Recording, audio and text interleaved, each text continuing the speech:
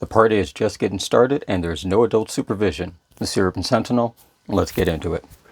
We are officially 1 month into a war that the White House and mainstream media said would be surgical and contained. Now, let's take a look at the actual timeline of Operation Epic Fury. It is the U.S. and Israel campaign against Iran. February 28th, the initial strikes, the administration declares Iran's nuclear capabilities obliterated. Done.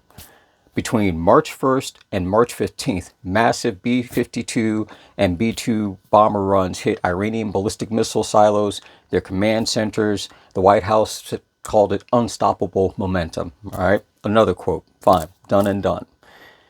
The retaliation, while we were hitting their silos, while we were being awed by the shock and awe of our own capability, as of yesterday, or as of March 27th, the IRGC, the Islamic Revolutionary Guard Corps, officially declared the Strait of Hormuz closed to U.S. and allied vessels. Basically, anyone tagging our flag with theirs, they're not getting through. Nothing's passing through that direction.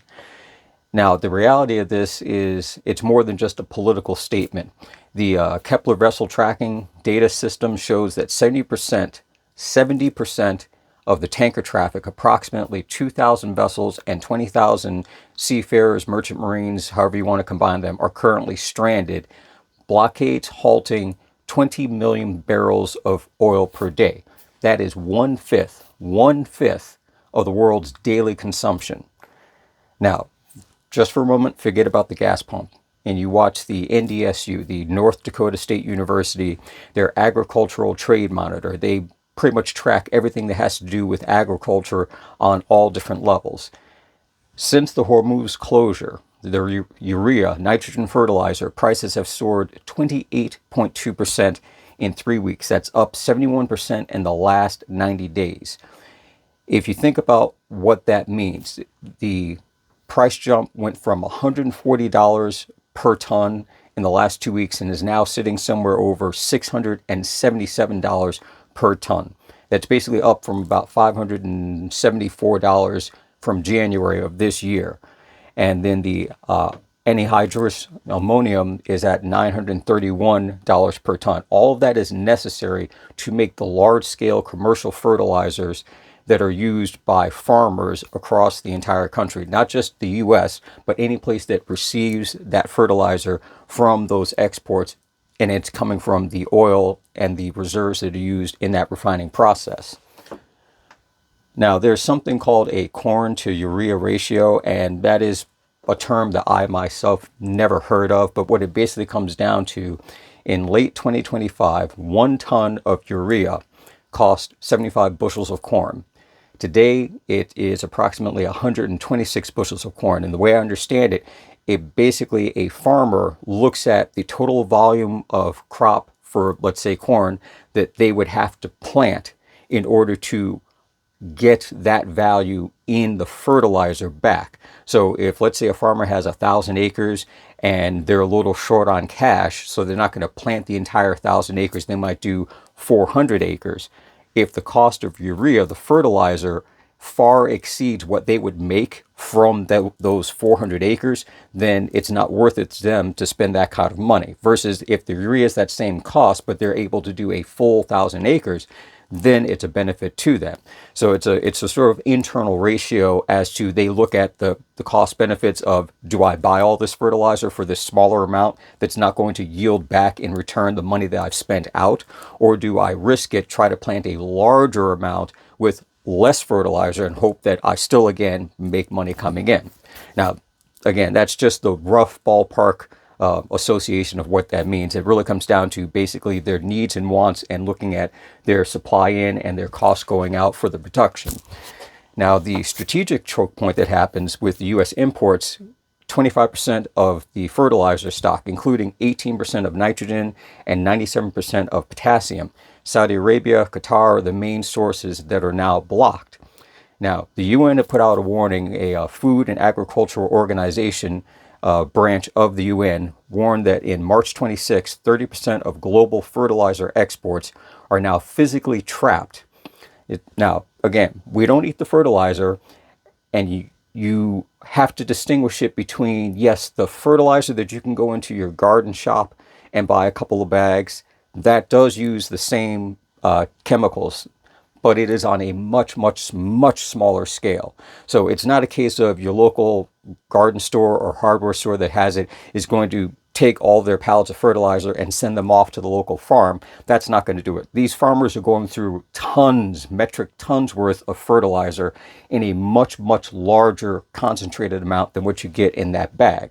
Even if you took all those bags and piled them all up, that maybe might help one small farm for 1 week worth of planting. Nothing beyond that. But it does affect everything else around it, because the food that we eat and the food that feedstock eats, the animals that we eat, often all of their food is processed and grown in fields that require that fertilizer to get the largest volume amount in the shortest amount of time to get them fed and fat so they can get on our plates. Now, the global oil market has split into 3 distinct islands, as it were. In Asia, Oman oil is trading at about $167 a barrel. Throughout Europe, the Brent crude, which is still the international benchmark, is at $113 at the time of me doing this video. In the United States, the West Texas Intermediate, which is, again, another type of oil system, it's trailing behind at $97 a barrel. For the reasons why, I don't know. The fear is that with the U.S. ban on oil exports to protect its domestic supply, which is a good thing, the escalation just over the last 24 hours, Qatar Energy declared a force majeure. Basically, it's a legal term of act of God that's in all of their LNG, their liquid natural gas and oil exports. They basically a clause in that says, oh, act of God, we can't send you out this oil even if you pay for it. So sorry, too bad, so sad. The Oxford Institute of Energy Studies projects that a 15% drop, global drop in LNG supplies if this lasts. Now, the determination on how long it lasts, the one advantage that is noted in different articles is that we're all moving effectively northern hemisphere into spring, summer. So the demand for heating oil for uses for that purpose and liquid natural gas for those areas is going to be reduced somewhat. But also conversely, during the spring going into the summer is the time where in the northern hemisphere a lot more shipping and traveling occurs, effectively in preparation for the fall winter coming up. So more things get sent out by ship and by rail and by truck to stack up and store up supplies for the coming fall and winter time period. That also still includes having LNG gas reserves on hand, having home heating oil on hand, more diesel for the trucks that fuel up to do all the other deliveries. So it's kind of a teeter-totter seesaw, as it were. Now, stay with me. We're going to move out from the tankers there in the Gulf directly to something that everyone enjoys, the pain at the gas pump. According to AAA, the American Automobile Association, the confirmed national gas average hit $3.98 on March 27th. That's a $1 increase in the last 30 days, which by itself doesn't seem to be that significant. But then you take in small snapshots. As an example, California is at $5.84 a gallon, Hawaii $5.33, Washington State $5.30. Here in Connecticut, at least within my region of Connecticut, the gas has ranged just in the last 2 weeks. There are 3 gas stations all within a 1-mile stretch of road near my house.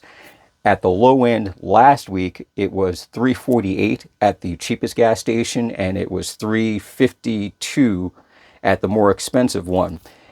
In the last 2 days, and I just filled up from just about a half tank, it's gone up to $3.60 and $3.70 as the average between all of those places. And that's just one set of gas stations. I can go clear across the other side of town and I'll see a 30-cent increase at another gas station, and then go to the other end of town and see a 15-cent increase on top of the 30-cent increase from the other station. So it really, in some cases, it used to be the whoever the actual refinery company, the gas company was, but now it just basically seems to be, it's irrelevant. Almost, it's completely irrelevant. It just seems to be that the prices are uniformly going up by that amount no matter what. Now, what we can expect, again, is the potential for, if this conflict goes on through April, which really it's looking like it will, But if it goes on through middle of April to even the end of April, you can expect to see a 10 to 30 cent increase per gallon, no matter where you are. So that means realistically by the end of April, all of those states that I just mentioned are going to be looking more or less at gas prices above or just below $6 a gallon, possibly more depending. Now, in March 25th, the EPA, the Environmental Protection Agency, issued an emergency 20-day emergency fuel waiver where they're allowing E15, 15% ethanol, to prevent dry pumps. This basically stretches the supply but risks engine damage to older vehicles because a lot of older vehicles were not designed. There's a sort of year gap, decade gap of certain vehicles that were not designed to handle the ethanol in fuel where more modern vehicles can. But the problem with that is ethanol is a corn derivative. So again, there are farmers that grow corn to go on your plates into your belly. There are farmers that grow corn to go into the feedstock for the animals that go into your belly. And there are farmers that grow corn to be produced for ethanol. But they all require the fertilizer to grow the corn in the large enough volume during the growing season to then turn that over into a profit. Reduce the fertilizer, reduce the corn volume, increase the amount of ethanol that they allow into gas per gallon, but you have less ethanol to go in, which means less fuel to go around with that increased volume. And again, that circle comes back around. So you can see how it's already spiraling out of control just going based upon that. Now, with that going on, the physical war in the Middle East is also bringing a cyber war here back at home. CISA, which is the Cybersecurity and Infrastructure Security Agency, added new exploits to its known exploited vulnerabilities. Basically, when they come up on a virus, some type of malware, they catalog it, they identify it, they try to basically trace back to who originated or where did it come from, what its capabilities are, all that sort of thing. You have to look at it like this way. Cybersecurity operates to identify and stop viruses the same way you have biologists and virologists handling viruses. So in this case, the Medusa ransomware, it hit the Passaic County, New Jersey, and the University of Mississippi Medical Center. At the UMMC, they exfiltrated, took out 1 terabyte of data, forced 35 clinics to close, and took the Epic Electronic Health Record System offline. They have also, the staff has had to revert to basically handwritten charts because their systems are shut down and they're compromised, so they can't put any information in because you have two potentials. One, you put information in and you're trying to send it to a lab, you're trying to send it to some other facility, it gets intercepted, never gets there. Or worse, the information gets altered, corrupted, and when they receive it, it's not what you sent. It may be something small, something innocuous, but when you're dealing with literally people's lives, that tiny little change of information can completely throw everything off. And that creates a whole level of chaos that people don't want to consider. So they've had to reduce that. And with that, the next group, the Quinlan group, I will say QILIN, they hit the Productos La Aguililana. It's a food processor company in Puerto Rico. They also hit the BTX Global Logistics here in Connecticut. Yay, Connecticut. We're part of the cool kids. And they basically targeted the connective tissue of the logistics network, interrupting the processing signals, delaying the information that's going out, coming back in, and affecting basically the entire scheduling system and the points of sale and points of delivery and all those verifications that occur within those networks. Now, some of the specific exploits they listed, the CISA listed, go everything from the Aqua Security Trippy malicious code to the 5 Apple and Laravel vulnerabilities. They list them out in their catalogs and they have all these numbers. So if it's something that you're tracking, you can look at, and many of them are indexed and sub-indexed together because some are variants of other computer viruses. Now, with the TSA, the Department of Homeland Security, DHS, has been basically funding, or has their funding shut down for the 6th week now. So the TSA has wait times 4.5, some exceeding that, at LAX, at Logan, at several other major airport hubs. 40 to 50% of all the agents are calling out sick because they can't afford the gas to get in to do the job that isn't paying them to be there.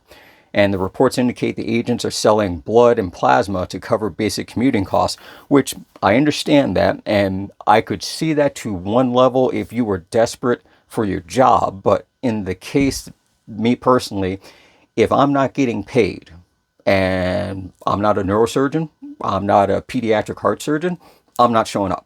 Plain and simple. That plain and simple. I'm not going to go through that process to scrape together a few dollars to put gas in my tank, to show up, keys, chains, metal objects, step through the scanner. No, that's not happening.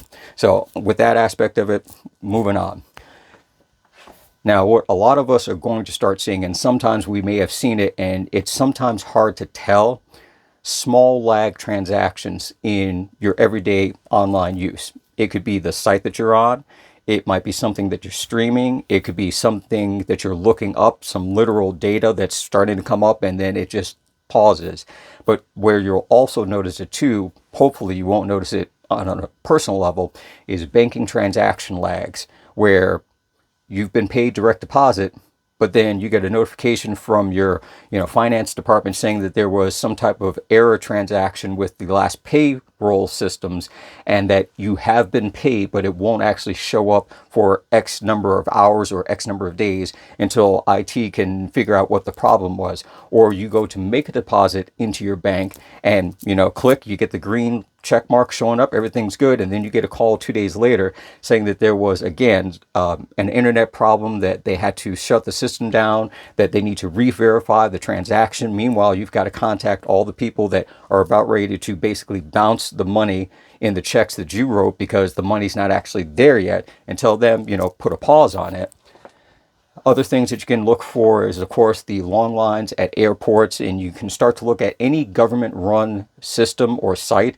You may start to see system down or system under maintenance. That's usually what they tend to do, is, scheduled maintenance. Now, everyone who has a cell phone knows that a lot of times your phone carrier provider does routine system maintenance, and they send you an email or a text message, something to let you know, hey, 3 weeks from now, we're going to be doing this. And then 2 weeks from now, 1 week from now, 2 days from now, and then it happens. But if you've already gone through that system update on your phone last week, and then it's down for maintenance, and then it's back up again, 2 o'clock in the morning, and then it's down again the next day, that's where they're chasing bugs out of their system. They're finding things in the system that shouldn't be there, and they're trying to correct it as quickly as possible without having to shut everything down. Now, there's a group, Fitch, they do a ratings on economic status. Their Fitch ratings has an economic adverse scenario, where they pretty much look at the worst case scenario for an economic trend. March 27th, the global GDP was projected to shrink by 0.8%, in U.S. growth to fall from 2.2 to 1.5. Now again, the percentage numbers seem small, but you have to think about the billions to trillions of dollars that is coming off of on a daily basis, weekly basis, monthly basis as this continues on. Half of the U.S. hits come from the stock market and its potential crash, and then the Dow Jones and NASDAQ are in their correction territory, looking at a 10% drop. So literally, in a case of gas prices will start to go up, affecting the cost of everything, the stock market value and the NASDAQ and the Dow Jones are on their way down into a recorrection for the higher interest that they were basically living off of beforehand. So again, that teeter-totter seesaw is coming into effect, and that's where we are going to really start to notice things more and more. So the value on investments coming down, the cost of expenses going up. Now here's some fun stuff. The National Energy Security, the EPA officially released, or repealed rather, the 2009 greenhouse gas endangerment finding, prioritizing domestic drilling over 16 years of climate regulation. Effectively speaking, the regulations they put on where you can drill, how long you can drill, what you can do with the waste and byproducts from drilling, all that seems to have been either totally removed or rolled back to a certain level. On the one end, it does open up for those companies to drill more, employ more, have more product on hand to sell, hopefully at a lower rate, bringing the cost of everything, domestically speaking, down. but that's not a guarantee on any level whatsoever. So it's not something that you can look forward to say, yeah, this will pull us out of, out of the ditch that we're stuck in. The No Kings movement, which also combined now with a tax-resistant movement, basically has turned really into a financial standoff, as it were. The No Kings protest had just recently concluded March 28th. They estimate 7 to 9 million people were in this protest. This is across the entire country. Over 3,000 events, and it's primarily protesting against the forever wars that have been going on forever for the last 25 plus years. Because let's be honest, going into Iraq and then into Afghanistan, just getting out from Afghanistan and now going into Iran, you're still dancing around the same floor over and over again. Doesn't matter who the directors are, it's still the same dance routine over and over again. But they had nationwide events in Boston, Hartford, Connecticut, New York City, Chicago, several other cities around the country. I didn't notice anything in what I saw that any protesters that, made statements. No one talked about, floating the idea of term limits for the House and the Senate as a means to kind of rein in a large portion of both the corruption and the ineptitude that's in DC. Because that's the problem. It seems to be spreading like an STD. These politicians get into the glory holes of these lobby groups and they make their way around town, and by the time they're done, everything is sticky and drippy and it's not really pleasant. But that's just me. Now, with that being said, there is a tax secession surge occurring because this is tax period. A lot of people pay early. Businesses, they're paying on a quarterly basis. But what it comes down to is it becomes a monetary conscientious objectors. People in small companies and businesses, individuals are starting to withhold federal tax in protest of the $1 billion per day cost of the Iran conflict. Now, not for nothing, I'm not sure how that's going to work out for them individually because the IRS is not shut down. They're still alive and kicking, and if they've got nothing to do, they will find you and they will make a checklist and start going down that. Now, I'm not saying you need to bend the knee. I'm just saying, make sure you got an exit plan if that's part of your whole deal. Now, moving forward from that, of course, the IRS issued several letters in record numbers of intent to levy notices, basically saying, we know you're not paying and we're going to come after you and take all your shit. That's pretty much what it comes down to. So now, you think about April 28th, whole month ahead. You'll either be rewatching this video, laughing at how wrong I was, which, hey, that's fine, not a problem. Or you're rewatching this video thinking about, well, I hit it pretty close to on the head, if not dead on the head, for some of the things that are going to be happening. Now, on a side note, as of Friday on the 27th, drone missile swarms hit the Prince Sultan Air Base in Saudi Arabia.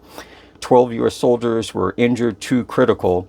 There was significant damage that occurred. 2 of our KC-135 refueler jets were hit, and 1 of our E-3 Sentry, the AWACS planes, were hit. So far to date, total combatant deaths since the start of the operation sits at 13. There currently are anywhere between 5,000 to up to 10,000 Marines basically preparing for either a campaign on the Karg Island, the basically Iranian oil depot island, or they're in staged preparation to make moves to grab land within Iran. And even with that being said, the problems that are running into is there's a skirmish that just started or came up to a larger volume of head going on between Pakistan and Iran right now.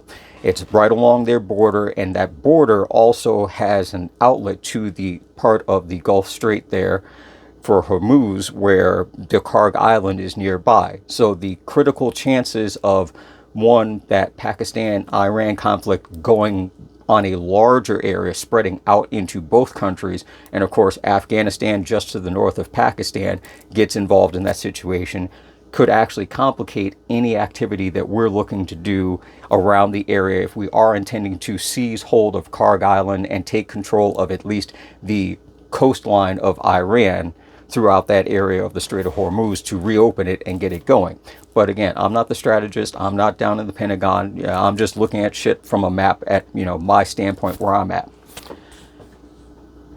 So, in closing, plain and simple, Right now, we're a nation walking like stumblebums down a road with a steep cliff on one side and train tracks with an out of control locomotive barreling down on the other side. And it's not going to look good either way. It just won't be a pretty end result. So you have to think about this. This whole slow motion montage is over, and now we're back into the full action-packed, high-paced maneuvering of this entire fiasco that's going on. So tomorrow morning, Monday, 9:30, look at your diesel prices around your area. Check the stock market. See if they've started to do that flip where one's going down, the other one's going up. You know, tossing each other back and forth like a bunch of judo pros out on the mat. Listen to the media to tell you the good news, because that means that there's a whole lot of bad news that they're not going to discuss.